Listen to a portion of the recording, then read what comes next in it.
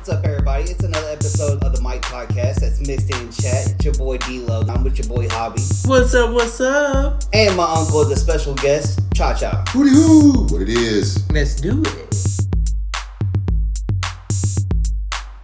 Alright, so on last episode, on the very last topic, we was talking about Calipari. That era is done. Done. It's a wrap. Now we on the Mark Pope era. All right, Mr. Pope. So, about Mark Pope, he started off at UK as a player. He was the team captain. Okay, when was that? In 96. In 96. I was 6 years old. See, I was 10 years old. Okay. Look, you said I didn't say that. I'm the uncle, I'm so old, I gotta do the math. So, what, first though, he did transfer to UK from Washington State. Okay. So, he played there for about 2 years, and I actually got to listen to his, he took over the Cal show, which is now the Pope show. Oh, the little podcast show they have? He said he transferred from there because it was a horrible program. But it's like, as soon as he got here, he was trying to get ahead of the curve because he knew he was coming into an established team. So Did you know he was freshman of the year? In Pac-12? He was freshman of the year. Was he? Yes, sir. See, I didn't know that. Yeah. He said he got here, he went to the Memorial Coliseum, which is the women's basketball court, to try to get a little reps in. Mm-hmm. He said by the time he got there, the other cats were in there breaking a sweat. Oh, wow. So they was already in there getting it in before you showed up. So that was how Patino got down anyway. Yeah. Oh, yeah. He was all about, cardio and running.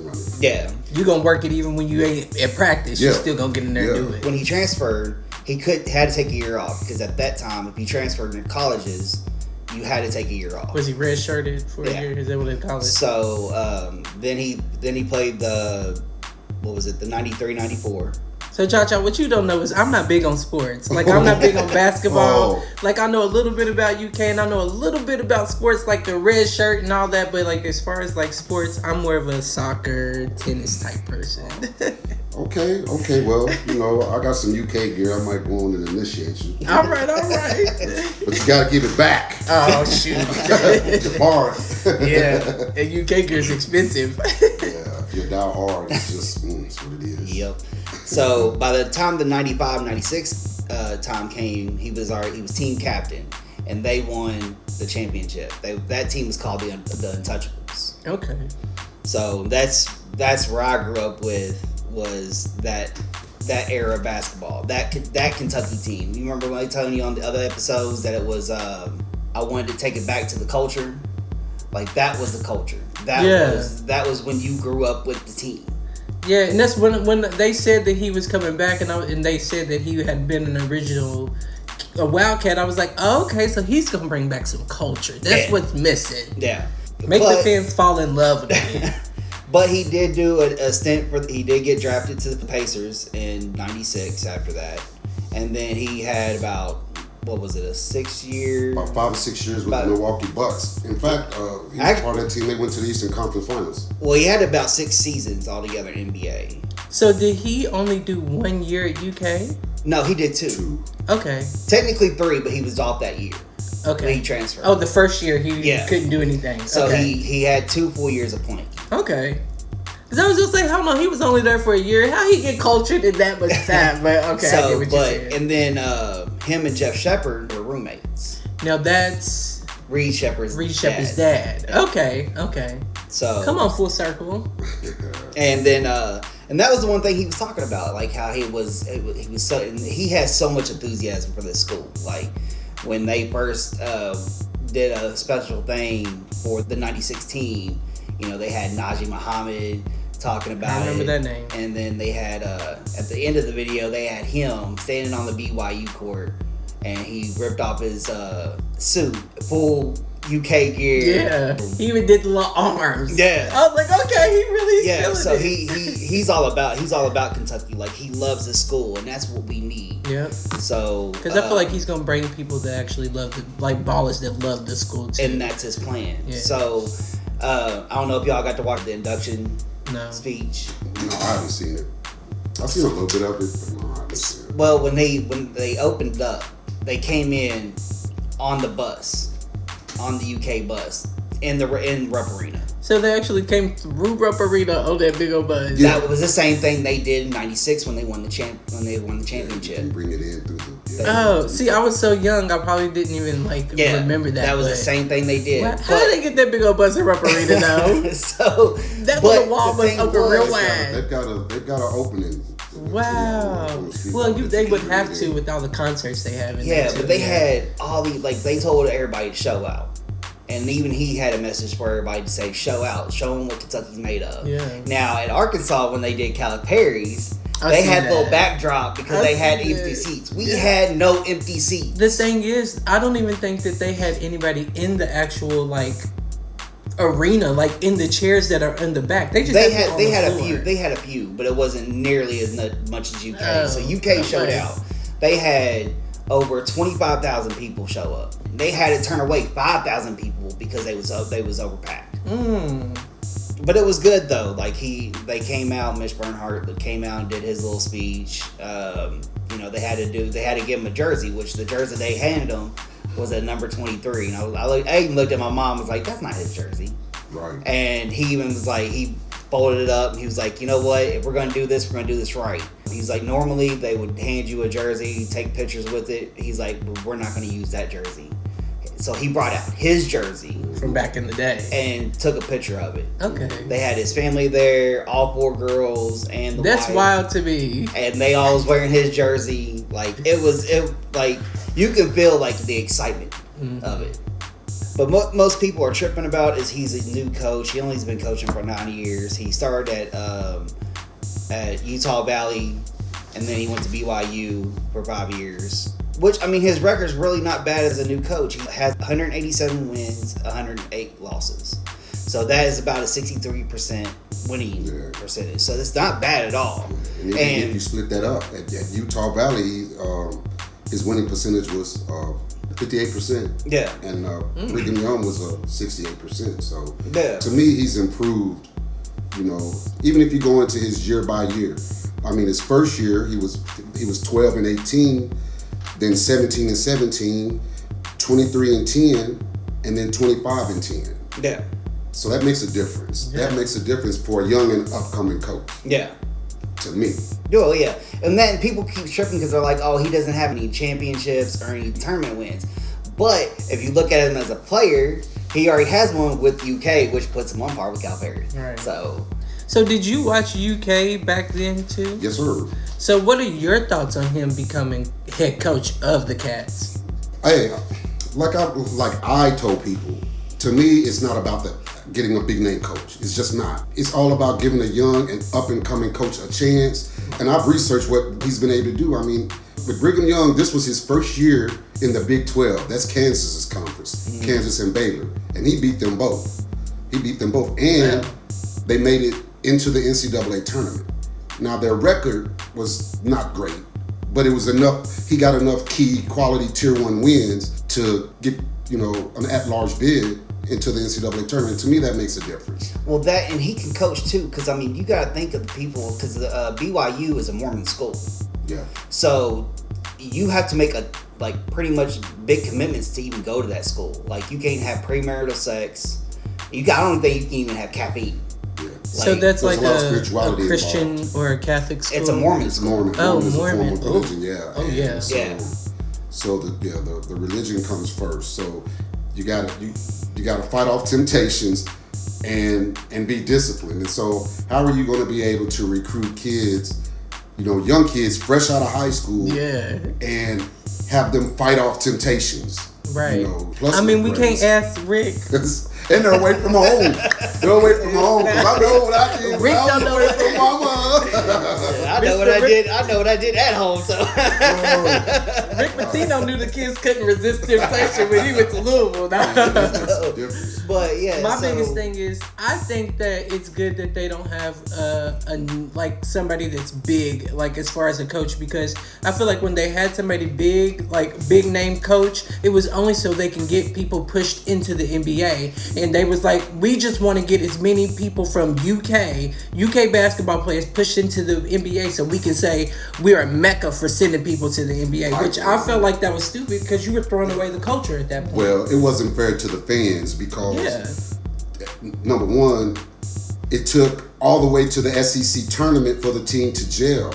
And after a while, you get tired of that excuse. Yep. We're fine. They're young. We're fine. They're young. Every year. And then he kept saying, he was like, oh, this team's built for March. Well, what happened in March when you got beat out by Oakland? Oakland, yeah. So, You said like, St. Pete. Yeah. So, or when we got beat by UNC Wilmington at the beginning of the year. Come on, I know we young, but come on now. UNC Wilmington. Yeah. What about the year we got beat by Evansville?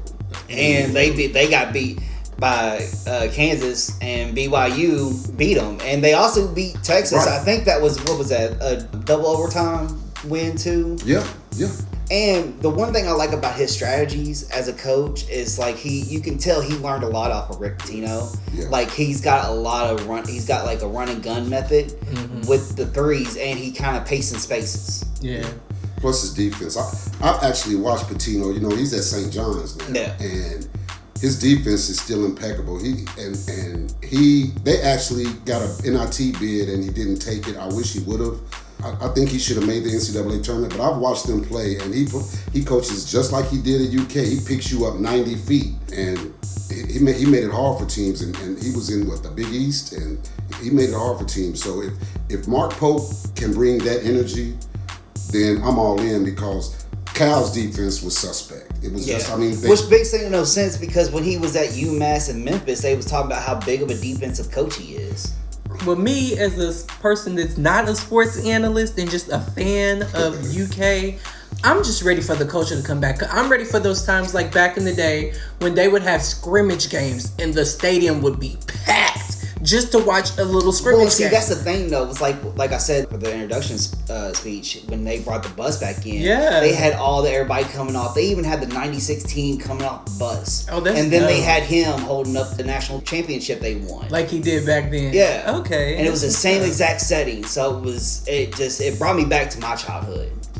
That's what's up. So, that's what I'm excited for. Because he definitely said that he wasn't going to be looking at players that just looking to make their name go. Like he's gonna put the pieces together that needs to be fit, and then he's gonna have the players be excited to be in the UK jersey. Yes. There's a lot of people that feel like that he won't be able to recruit because of his name, and now this new NIL era. You know. Well, they had a message that I seen on either Facebook or X, formerly Twitter, that was saying Rick Pitino was like, I'm behind you 100%. If you need that money, I got you. So, Rick Pitino came out and said that he would donate the NIL money. Yeah. And then you had Travis Ford, which is another UK legend. It was like, whatever to keep Reed Shepherd here, I'll throw in the money. And Travis, he's coaching too. He's coaching at St. Louis. I thought he lost his job. Oh, did he? Yeah, so because that's what I was saying. Like, I was like, the first name that came into mind when he was talking about his coaching, I was like, that would be awesome for him to go get Travis Ford. You have two UK legends on the coaching staff. So let's talk about that. Who could you see on his staff? So, like I said, Travis Ford would be a good one. I know there's been several people saying they would like to have Jeff Shepherd, but I'm just kind of like, don't really see that gelling as much. I can see that being a conflict Tony of Delk interest would be a too. good one. What about I can see Reed Shepherd's dad being a conflict of interest and people looking at it like, Scott Padgett? Scott Padgett. Ooh. I ain't heard that name in a long time. Sean Woods? Jared Pickett. Because Jared Pickett was good, because that's the basketball camp I went to when I was younger in Maysville. Sean Woods has got a coaching experience. He's got a lot of coaching. You know, he coached at Moorhead and didn't he one of those Florida schools. I can't remember which one it was.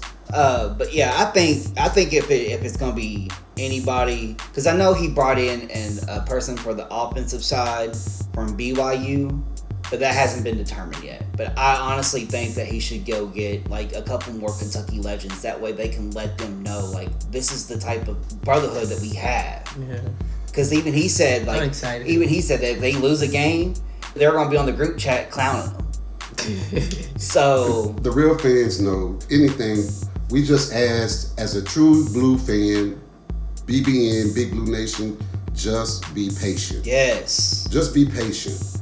Because you have some true Blue fans, and then you have some true Blue fans that are more Cal supporters. And, you know, like I said, you can't just support the coach. You got to support the team. Like, that should be your number one focus, is supporting the team. So the coach is replaceable. As you can see, he's gone.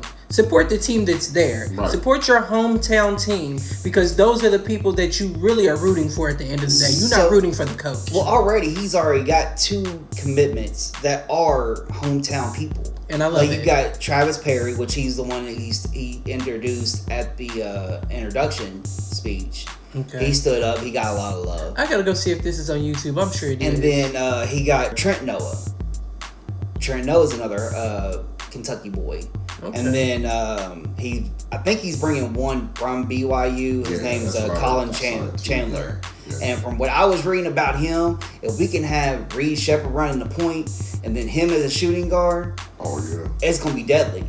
Yeah. Well, I'm excited to see everything that undergoes with the new UK staff. And I've seen and team. Yeah. I've seen on another podcast. I can't remember that Pope has already had 2 players. He's reached out to 2 players that said they would come to Kentucky, and he tried to recruit them at BYU, but they didn't come to BYU. So that lets you know right there that the name still matters. Yeah, right. The name still matters, and it's just going to only be a matter. Winning cures everything. He's a legacy, regardless if people want to take it or not. Right. He's a legacy. And I mean, one person I really hope they go into the portal and get would be Jamal Mashburn's son.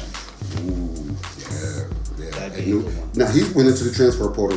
He went to the transfer portal. He was at New Mexico playing for Rick Pitino's son. Yeah. Oh. Yeah. Oh yeah. Rick Pitino's son is a coach. Yeah. So and then he has that run and gun method.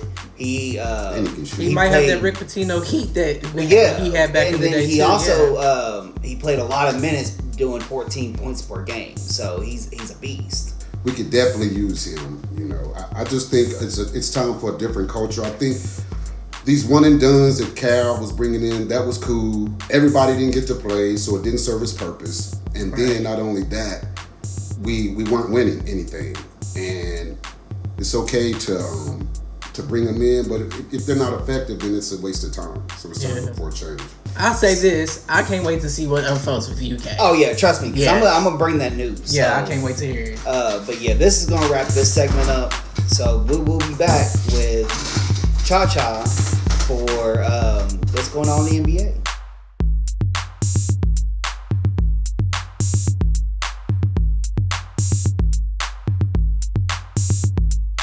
Welcome back, y'all. So Cha Cha, what's going on with the NBA, dude?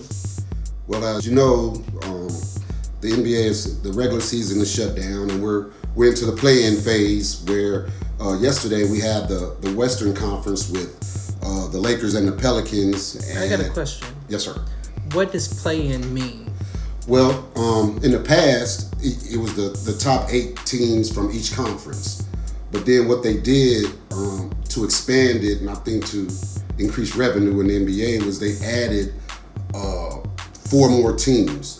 Okay. So, for instance, the number 1 seed in the West is the Oklahoma City Thunder. The number 2 seed is the Denver Nuggets.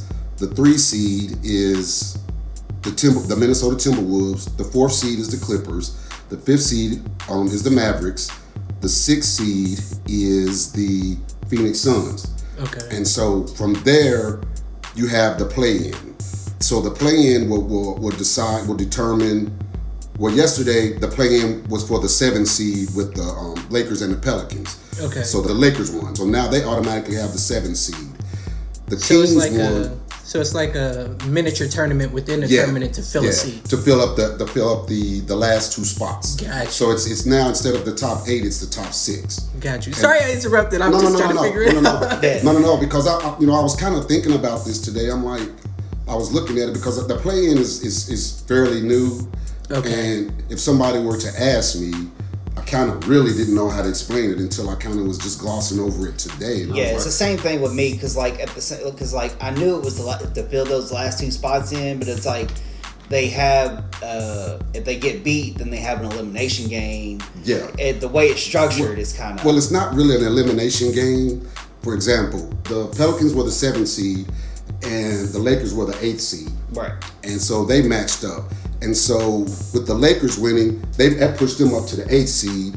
And so the Pelicans get to play the Kings, who beat Golden State. The Kings and the Warriors were 9 and 10. Right. So the Kings won. So now the 9 and 7 get to play for that 8th and final spot. So Golden State gets to go home because they were the 10th seed. Right. So they needed to win to continue on to play. You. The 10th seed automatically has to win to you try have to play win that to last win game. again. Yeah. Yeah. And so so they're going home for good. They're out of there. Deuces. Yeah, what it say? You might win some, but you just lost one. Yes, sir. But so now the Pelicans, the 7-seeded Pelicans, and the 9th-seeded Kings will play for that 8th spot. Gotcha. Now tonight they have the 10th-seeded Atlanta Hawks and the 9th-seeded Chicago Bulls playing, and then you have the 7 and 8 seeds, the 76ers and the Miami Heat. They're playing. So in that conference, we have the number 1 seed is, of course, the Celtics. They ran away with it this year. There was nobody closer.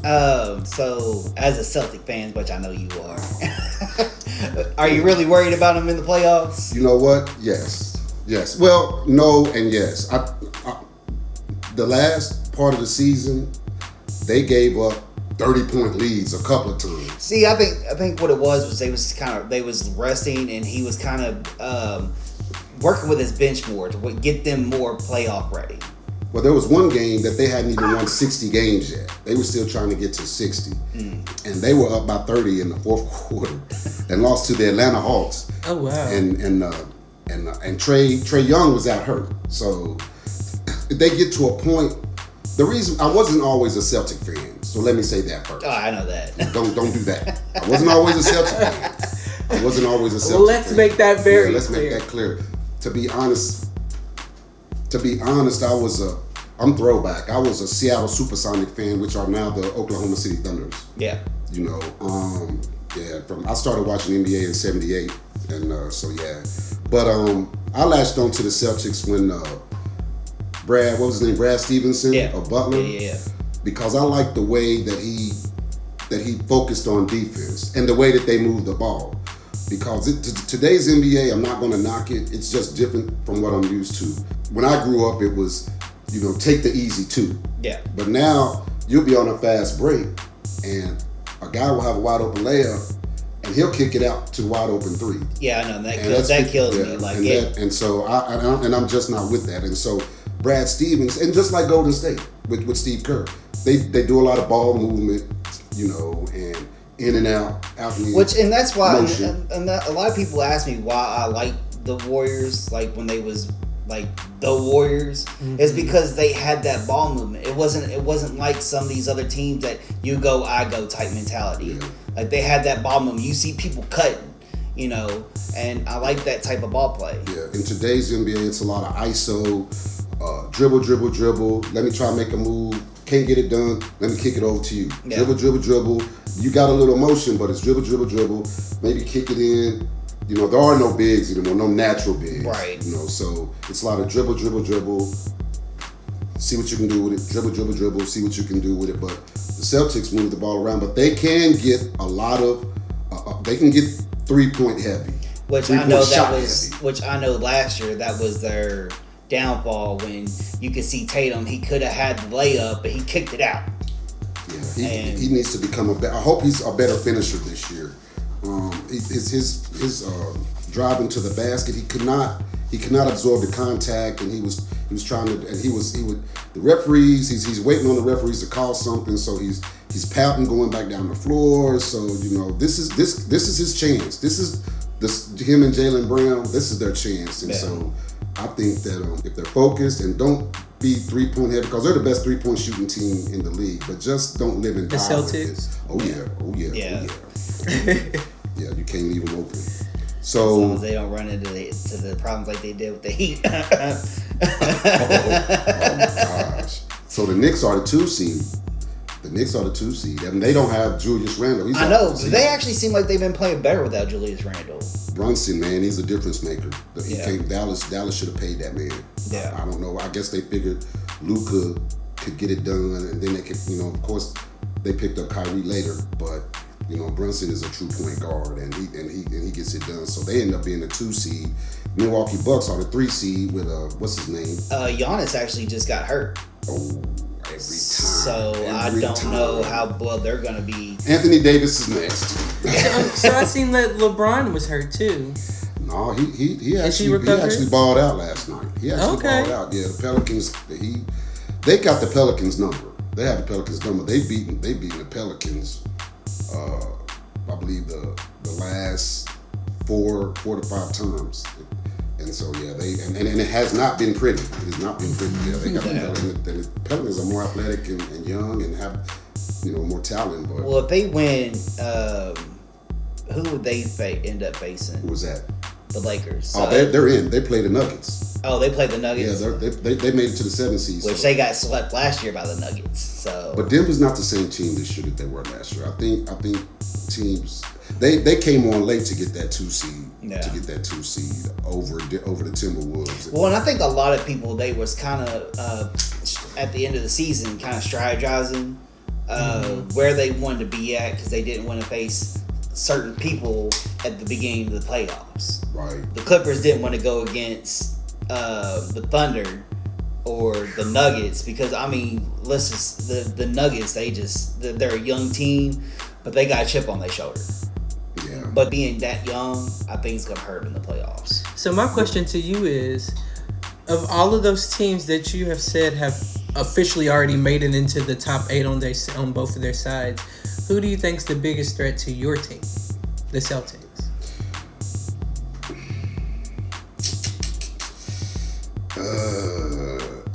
It may be the Knicks, but the Knicks gotta make it. No, the Knicks are in. They're the 2 seed, but they wouldn't meet the Knicks until as a 2 seed the conference finals.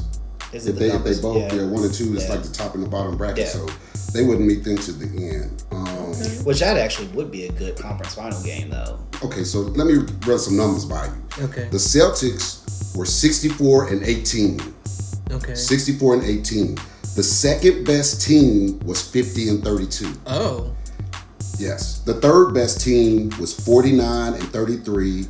Then you got 48-34. So they got about a good chunk. Well, and the Celtics, 14. they was the first team. They was the first 500 team in the NBA.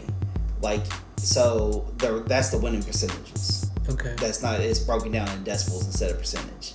And to actually make the playoffs, you have to get either 500 or above. Got you. And they look like they well above 500. Yeah. As a matter of fact, they were automatic with 15 games left to play. So that means that they could have lost their last 15 games and still made the playoffs. And that's why they took a relax and they kind of rested some players. And that's why they number 1. And that's the reason why they let some players kind of rest a little bit and they kind of start working with their bench and seeing which combinations work the best. And they also want to work them out because, hey, who's to say that one of our main players don't get hurt and we got to have you in there. You're going to have to get to know his game. They made some off-season pickups too. I know that Drew Holiday and Porzingis. Yeah, I know that was. And they got rid of Smart. Don't get it started on Smart. He'll hit a 3, and the next thing you know, he think he's Steph Curry. You're not that man. Stop. Yeah. He was a good defender though. His defense was solid. But I like Drew Holiday better than Smart. He just seems more sound on the defensive side. Yeah, and he knows his role. He's not going to try to do more than what he can do. He'll shoot the 3 sparingly. Mm-hmm. If he hits one, you may see him shoot another one. You may not. And that's where the Bucks messed up when they traded for Damian Lillard. That's who they messed up with the trading. And then Derek White has come along too. Yeah, he's come along. So yeah. So what else is going on? So tonight we have the Bulls and the Hawks.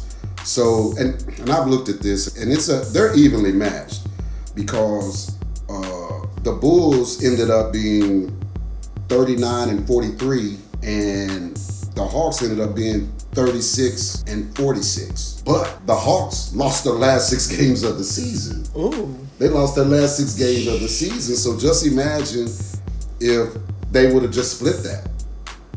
They would have, and see, one of those losses was to the Bulls in April.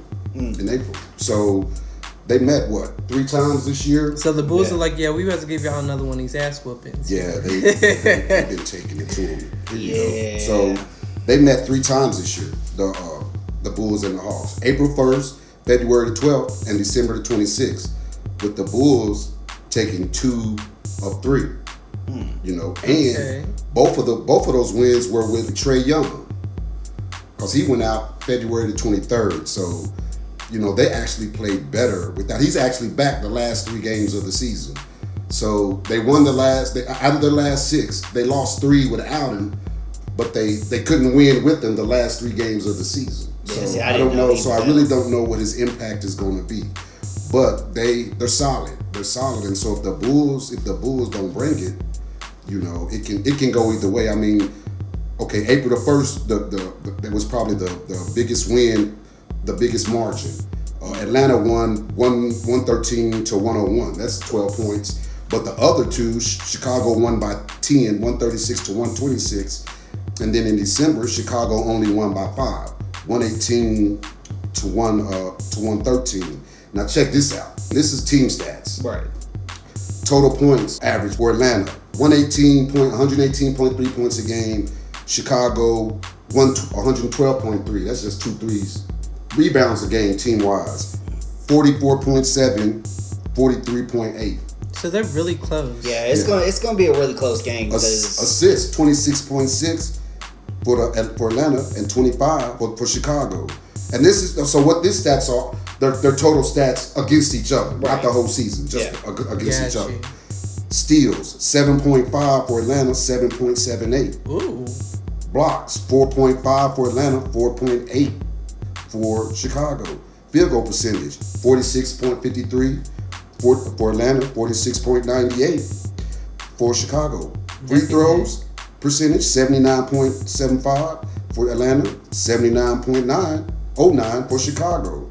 3-point percentage, 36.38, 35 that 36.38 was for Atlanta, and 35.78 for Chicago. So it can go either way. Yeah, and so to me, I would hate to be a fan of one of those teams. I think it's gonna come down who's gonna have the bigger moment. I think that Trae being out helped them. I think they needed for him to be out, because he's a guy that'll come down and just jack it up from 3. Mm-hmm. So, you know, and I think, you know, they don't stand around, but they have their moments where they do. And I think that's been his knock, not being able to lead the team and get the rest of the team involved, because you can see that they have what it takes to take the next step. So I think the injury, it was a torn ligament in his pinky that required surgery. So he was out from February the 23rd, and then he came back earlier this month. And so I think it's gonna bode well for them. It just depends on if he lets them shine, and if they decide to, you know, stay positive and stay aggressive even with him on the floor. Because, I mean, like I said, they lost their last 6. So, I mean, I think that maybe they may have gotten tired at the end of the season, because they had to do a lot of catching up to a lot of teams. Like that 30-point win over the Celtics, that was recently. That was maybe 3 or 4 weeks ago. And coming back from 30 points, I think it was in the 4th quarter. That takes a lot out of you. Oh yeah. You know, and so they had to do a lot of that. There was another game they came back, and I think they lost it in overtime to I can't remember, maybe Indiana, but it was a good game. It went back and forth. And so when was their last game? Because the reason I asked that is because it's like, okay, is the rest all they needed to come back and do something big, or is it like not that much of a rest? It's not that much of a rest, because the season just ended. So and some teams, they don't do well off rest. Like some teams that if they get a stint of games, they play better. Then they get that little rest, then they get lazy. Mm-hmm. Or they're not as they would not want to get lazy with what's at stake. I know, so right? That comeback game against Boston was actually March the 28th. They won it in overtime, 123 to 122. Their last game was Sunday, April 14th. So, yeah, the season just ended. Rest. Yeah, the season ended just this past Sunday. And they play tonight? Yeah. And see, and that's the thing, though. That's what separates NBA from college level. Like, the college level, like, when it becomes from regular season to March Madness, you kind of get that little bit of time. The NBA is like, nah, you go big, go home. That's why those throw you straight into the playoffs. Because, like I said, I don't really know like the difference, or I don't really know basketball. That's why I was like, so do they get a little break? Because now it's like when you start getting deep into the playoffs, that's kind of where the rest comes in. But like when it becomes like, as of right now, they're not going to rest until it gets down to the nitty-gritty. Right. And they had a tough schedule. The last 6 games, those losses. For instance, this 6-game losing streak. The first of the 6 games was April 4th against the Dallas Mavericks. They lost 109-95, and then 2 days later they played the Denver Nuggets. So Denver is the 2 seed, and Dallas is the 5th seed at 50-32. Which I'm actually kind of 50 surprised. and 32. So Dallas won 50 games, and Atlanta only won 36. So that's how much better Dallas was than Atlanta. So their What's going on, Atlanta? Why y'all looking like kids? They had to play a 5th seed on April 4th, the 2 seed on April 6th. Then on April 9th, they played the Miami Heat and lost in double overtime. So that's what I'm saying. They lost. Charlotte was a winnable game. The Charlotte Hornets. That was the only winnable game that they were probably favored in anyway. And then it's like you said, like Trae Young, he needs. They were tired. Like, they had to be wore out. Well, it's like you said, Trae Young, like he needs to get over himself and actually get the team involved. Because once he gets going, it's like he just acts like it's him on the court. And that was his first game back against Charlotte. So, they lost by 1 point. I would have liked to have seen him, be a stronger impact on for Atlanta. Don't y'all just want to shake these players and be like, you know what? You are not in college trying to get in the NBA. You're already here. And see, I didn't get to see the game, so I'm not gonna say that he didn't share the ball or anything like that because I don't know. I didn't see it. But, I just know I'm past history. Yeah, and so because if you're going up, especially if you're going up past history, it's kind of surprising that the Mavericks is a 5th seed because you wouldn't think that Luka or Kyrie would work together. They haven't. Not to me. They have in a sense because they won, like you said, 50 games, and I didn't think they was gonna win that, honestly. So, also too, on a side note, did y'all hear about the Olympic team? They did release the names for the Olympic team basketball team. Me either. So the Olympic team is gonna be LeBron, which we know that's his GOAT. Sorry. Is that a sign of relief for us? I don't know what these signs are. I'll be glad when he just goes away. That was going to be one of my questions too. Bring out his walker and let him roll on out of the field, man. Not the walker. Oh my gosh, go away. And then they got Curry, Durant, Embiid, which you would think he would play for Cameroon, but he just wants to get his gold, I guess. That way he can try to add to his resume. And then they got Booker, which I'm glad Booker's in there. Yeah. Tatum, Davis, Halliburton, Anthony Edwards, which he's a good one. Holiday. Oh yeah. And then Okay. And then they got Bam. So the last one, they actually did it last minute because he was out originally, and then the Clippers said that he's supposedly available, so he ended up getting the 12th spot, which is Kawhi. Kawhi, okay. So I didn't hear no UK basketball. Yeah, you got Bam, Booker and Bam. Okay. He owned it. He said he's not a big fan of sports. And we just gave him 2 UK names. So, we're going to pray about that. We're going to pray actually about 3. That Actually 3, because of Davis, Booker, and Bam. Okay, you did say Davis, but I was like... I did say Davis. He did say Davis, but I wasn't thinking Anthony. Because I was like, Davis, But I didn't know... I'm not big. We're not talking about Big Baby Davis here. No, he's thinking of some tennis player. What was that tennis player with the last name Davis? He's thinking about tennis or golfer I don't know named what I Davis. was thinking of, but I'm like, hold on, because I don't hear no UK basketball. Three-shot Davis out of Cleveland State A&M Tech University, All-American in golf and tennis racket and all. Yeah, he's got a golden racket on his mantle. He's thinking about Darren Davis from the game. Put me in, coach. Yeah. All right, so we got 3 UK basketball players on the Olympic team. Yeah, so we gonna see some furniture moving up in here, man. Don't be doing that now.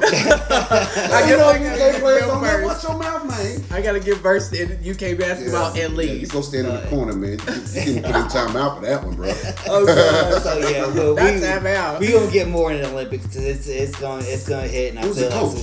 like Who's the coach? Grant Hill. Really? Yeah. He might be a Bill Russell out there. He might be a suit up. Yes, sir. I don't know. He might break a hip. I don't know. That's Embiid out there. Don't let him get 30 plus. He'll be out for the rest. Nah, him and I feel like Davis. They're gonna end up riding the bench to where they just gonna get their goals. You know, Davis. All you gotta do is pluck him in the earlobe, and he's out of there. He's out of there. He'll come out with his whole headband like he's just come back from the war. All right, so we're gonna take a break. When we get back, we're gonna jump into hobby with his topic. All right, and All right. Let's get into it.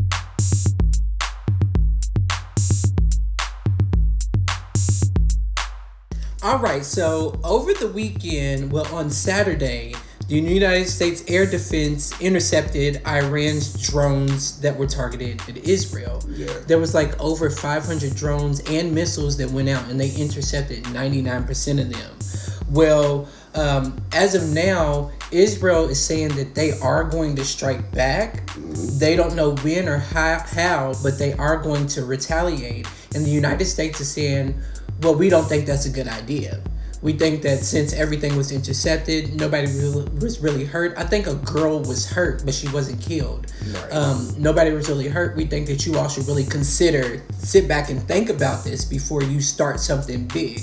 And when I say they mean start something big, if Israel and Iran goes into a war, that could throw us into World War III, because we're allies of Israel, but China and Russia are allies of Iran. Mm-hmm. So if we have to go into war with Israel on their side, you best believe China and Russia is going to come with Iran. So the United States is kind of sitting back like, well, if y'all decide that y'all going to retaliate, we can't help you. What's the UN saying about this? I actually did not get that far into it, just because there was so much, like, as far as like the beef and the history of these two. But I did want to do more research on it. I know that France, it was like Iran has crossed a threshold of no return, and the UK is also saying the same thing. So I'm sure like they are very nervous about it causing something bigger, but at the same time they're like, if it happens, we got your back. But America's like, if y'all do something, we can't help you. We've intercepted 99% of those missiles. Nothing has really happened. They tried it. It was denied. So y'all shouldn't retaliate at all. So it's also Germany's actually helping and supporting Israel. I heard that they were supporting them too. Yeah, they've made promises to help us crack down on the Hamas to force them to surrender. And this whole Iran, I don't understand. Well, I do understand, because Hamas, they don't have a lot of weaponry. They've got grenades and some missiles that go no more than 50 feet. So that's why Iran is like, okay, we're gonna. Well, I don't know why they're supporting them. I don't understand why they're choosing to help support them instead of Israel. I don't know the ins and outs of that, right. But their weaponry is far more advanced than Hamas, and so that's the big question to me as far as I understand them being oppressed, but to me, as if you want to be a revolutionist group, it seemed like you would go after the government and be more tactical and have a better plan than this. Yeah. So the biggest thing is the reason that Iran decided to strike at Israel was they were retaliating. Because on April the 1st, an Iranian airstrike demolished Iran's consulate in Syria, killing General Reza Zadi. I don't know how to say that. And he led the elite Quds forces in Lebanon. Okay. And it also killed some of his generals and some of his officers. So they're retaliating to that. And then their beef goes all the way back. Yeah, Iran and Israel, their beef goes back. Yeah, the war in the Middle East, it's been ongoing for decades. Yeah, it's been like something that's been brewing up. And since the war in Gaza, they've actually the war started with that, but there was also Iran was also nitpicking at Israel on their borders, on their northern borders. They were doing stuff like causing like little fights and stuff up there. So it was all kind of like fueling into this big thing. Yeah. And now that it's gotten so big, America's like, you know what? We can't help you, baby. Because y'all going to start World War III and we not here for it. But I'm going to keep y'all more posted. I'm going to bring up more. I've got a lot more, but I'm going to do more research on it so I can be well versed and bring y'all all the coverage. I want to see what the UN says about it, because then that's really when it's going to start World War III, because the UN, it's... And I heard, and one thing that I did heard, this kind of off topic but on topic at the same time, I just heard this today. Somebody was online on X and was like, so who do you choose? Do you choose a president, Joe Biden, is going to cause us to go into World War III? Or do you choose a president, Donald Trump, who's going to cause civil war? But at the same time, I mean, if you don't choose Trump, it's still going to cause a civil war. It may cause World War III too, because he's going to back Russia. And then, and Russia's backing Iran. So, but it wouldn't cause World War III, it would just be a gang up on Israel. Well, so if he backs that's Russia, what I'm saying. It depends on what other the United Nations are going to go with. Yeah. So it could end up causing a World War III. We don't know. So, which of the two evils do you vote for? What I'm interested in is they keep wanting to have for Israel to move forward with peace talks, and they say they want to, but just not right now. Because why should we didn't start this, so why shouldn't Hamas just surrender? If it's about all that, if they're starving and we're not allowing them to because y'all not just getting Hamas now, y'all slaughtering these people. Right. So I'm just interested in how if the tide is ever going to turn as far as Israel kind of leaning more towards the peace talks. Yeah. It's not. They say that it's not out of the question, but. My thing is, American government, as far as the people that have something to do with the talks with Israel and backing Israel, how much slaughter is it going to take for y'all to realize that this genocide is not a good look, and that it's making America look bad, that it's continuing and we're still backing them? Right. Like, that's the worst part for me. We got those hostages. It's just... Yeah, it's a lot. It's a lot to take in. But we gonna move from the war over in Iran to what I really have been doing a lot of research. Let me get my cup of tea. We gonna do the war in the rap industry with my dude P Diddy. We brought y'all some news on him last episode, and I got updates, y'all. Okay. So the ex-producer Rodney Little Rod Jones has said and came out and said that he's got so much more secrets that he wants to just let out, from recordings of Diddy admitting to crimes, pressuring artists to sign record deals, to even saying that Diddy has recording devices, as far as cameras and audio devices, in every rooms of one of his mansions. Which actually, I did read something about one of the recordings that they found. at his I think it was his Malibu home that could possibly go against Jay-Z and Beyonce. Oh no, Yeah. But I wouldn't put, like, the thing is, at this point, everything has been so, like, over your eyes. Now that the veil's starting to be pulled back, you can't put that up past nobody at this point. Yeah. You see how much they've risen and how big they are now. You can't put any of that past them. Know, back in the day, did you ever watch the Boondocks? Yeah. You know they try to tell you about P Diddy on that Gangsta Listens episode. Oh yeah. Like, and not even that. The Simpsons predicted it. Yeah. Like, let's get into it. Like, these shows are telling you exactly what you need to know, but you're not paying attention because it's all put behind smoke and mirrors, like, as far as, like, put in comedy shows or in, like, animated skits, so you don't really think too much into it. But it's even gone as far as, like, him saying that he has footage, like, that he shared in pictures and videos that he shared with the FBI in relation to the case. And he goes to say that Diddy has footage that he has on deck that he uses to blackmail people that don't want to do or participate in the things he wants them to do or participate in.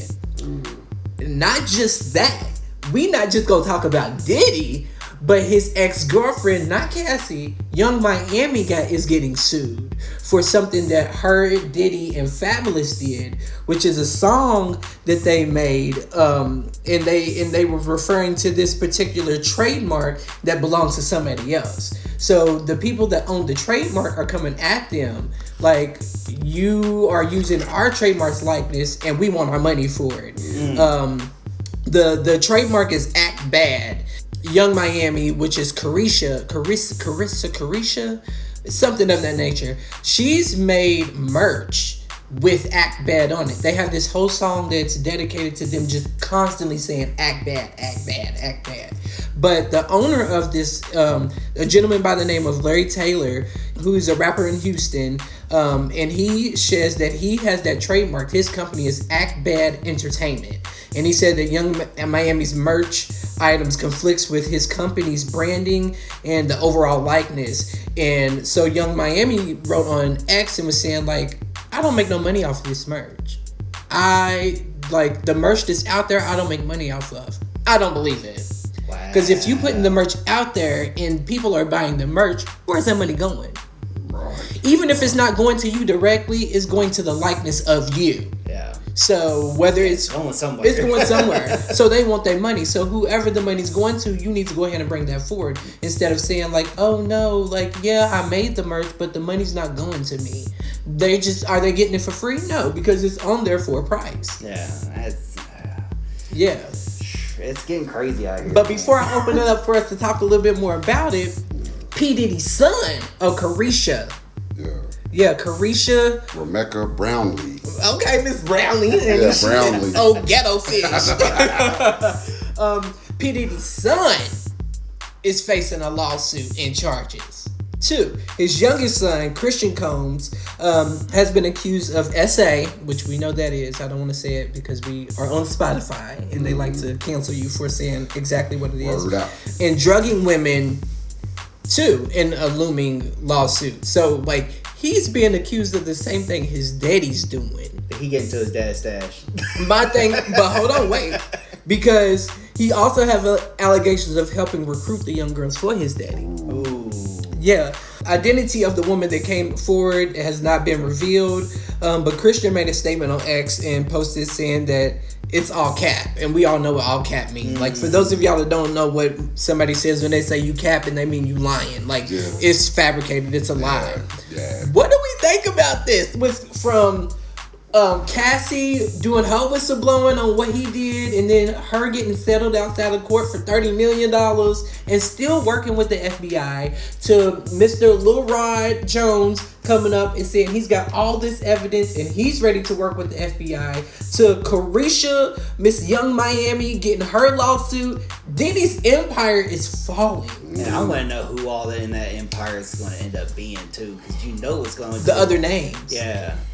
Because like I said, they found audio that could probably take down Jay-Z and Beyonce. But I don't think it's gonna take down Beyonce. Hold on, let's get this clear first. let's take the emotion out of it. Let's put the beehive behind you right now. My thing, and the reason I say that, and I am putting the beehive behind me, I don't think it's gonna take down Beyonce. I think it'll take down Jay-Z because Jay-Z's the one that works directly with P Diddy. Beyonce might have been at the party. If she knew about it, it could still be accomplice.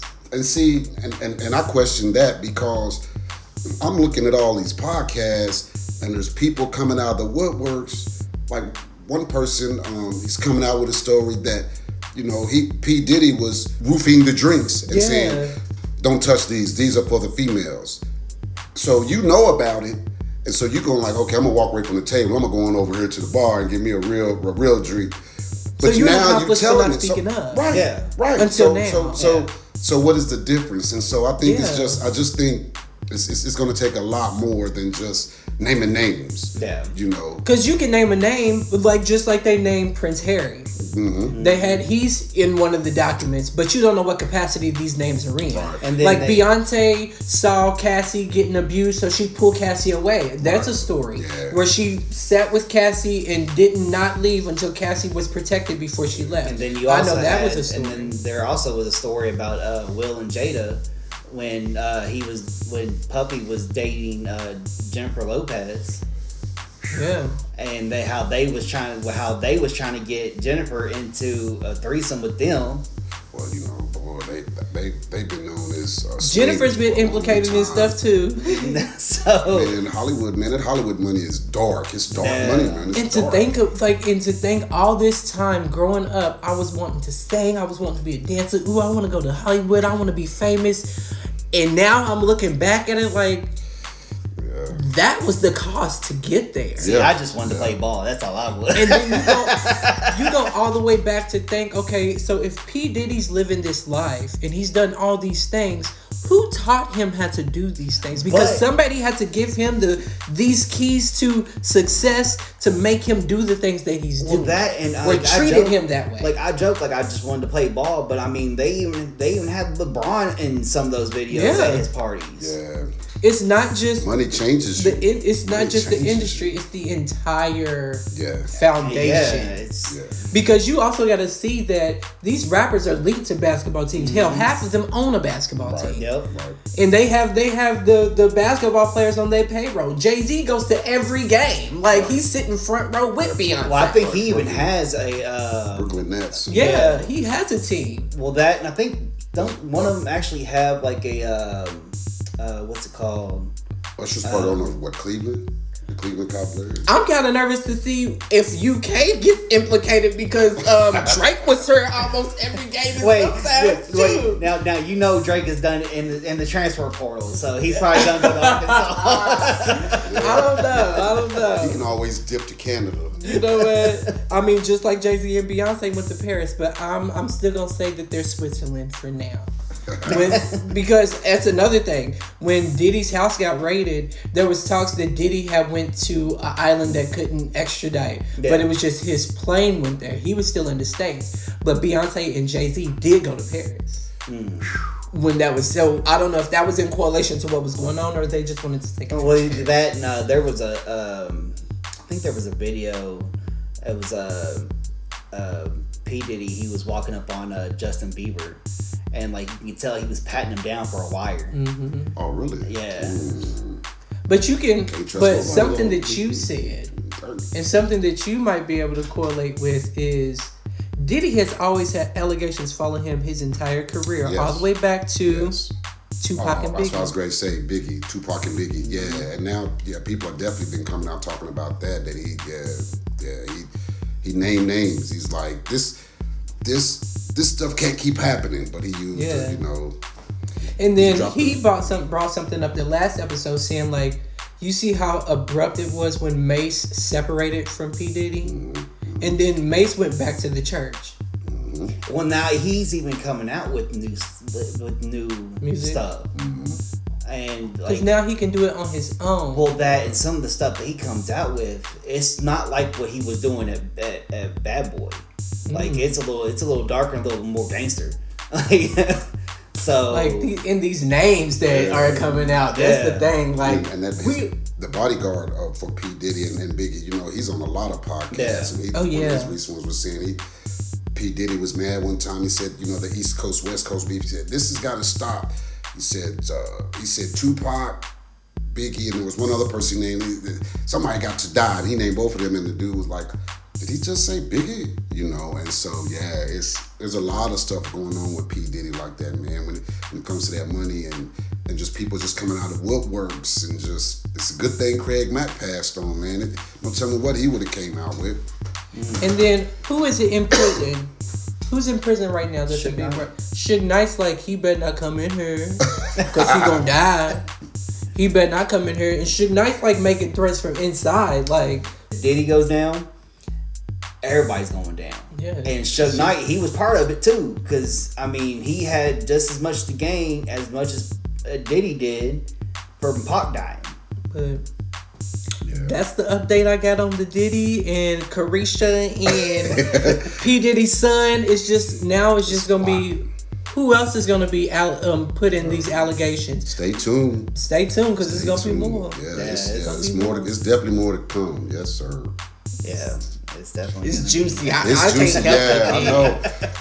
It's juicy. And the more you go deeper into it, the more speechless you just get. You're just like, wow. It's a rabbit hole. I had to stop myself from researching it because I'm like, look, I'm focused too much time and energy on this one thing. Hell, I got 3 pages dedicated to nothing but the P Diddy thing, and I was ripping pages out and throwing them away because it's like, yeah, this ain't relevant. I don't really need this. Let me get the juice. But y'all stay tuned because I'm gonna bring a lot more to y'all. Look forward to it. So yeah, that's what's up. But this is gonna wrap it up. The next episode, we're gonna get a little bit more into entertainment as far as some of the shows we've been watching. So we have our favorite show starting up today. So. I seen the first little part of one of them, and I was I couldn't do it because one, I gotta watch it with Tamara. So what show is this? Circle. Have you ever seen it? No, sir. I put it on my to-do list. Yeah, you gotta get into it. I think you'll like it. Was it stream on? It's on Netflix. Yep. So it started out as a show for like the COVID and everything because nobody interacts with each other. Okay. It's all like everybody's isolated in their own apartment and they just talk like they do on social media. Yeah. It's good. I've heard something about that. Yeah. So yeah, we're gonna get into the Circle coming up, and then we'll get into what the drama is on the Love is Blind. God, Love is Blind. There's been a whole lot with that. All right, and thank you so much, Cha Cha, for being on this episode. Hey, man. Hey, thanks for having me, man. Yes. Hey, I'll be back. All you got to do is say the word. Well, you won't be back because y'all about to have y'all's own. You did. Oh, well, you know. Hey, we'll be happy to have you. Yeah, you come back and be a guest again. And bring that juice with you. Oh, bring that juice. Bring that fruit. I ain't big on sports, but I'm big on everything. Yeah, bring that. We can always use a little bit of that. Yeah. So, all right, y'all. That's gonna do it for today, y'all. All right. I'm your boy Javi. I'm D-Lo. Cha-cha, C to H to A all the way, rocking every single day. Yay. And we'll catch you on the next episode. Peace.